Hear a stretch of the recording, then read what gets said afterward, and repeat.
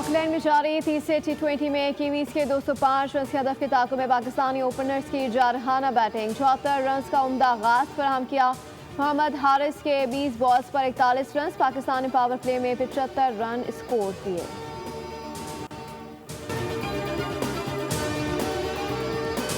कराची के इलाके शहर फैसल पर काबश क्राउन प्लाजा में लगी आग पर काबू पा लिया गया। फायर ब्रिगेड की 6 गाड़ियों ने आग बुझाने में हिस्सा लिया। धुआं ज्यादा होने के बायस मुश्किलात का सामना रहा।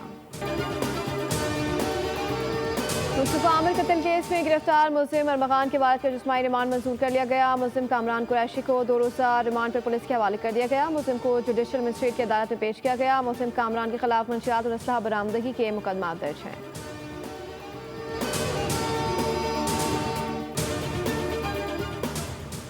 और सदर मुमलिकत आसिफ अली जरदारी ने सजाओं में खुसूसी छूट का ऐलान कर दिया। यौम पाकिस्तान और ईद उल फितर के मौके पर कैदियों की सजाओं में 180 रोज़ की खुसूसी छूट दी गई है।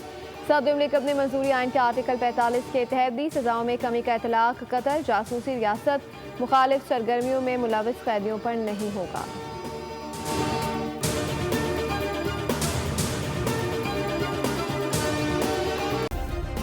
सब्सक्राइब करें और बेल दबाएं ताकि कोई खबर रह न जाए।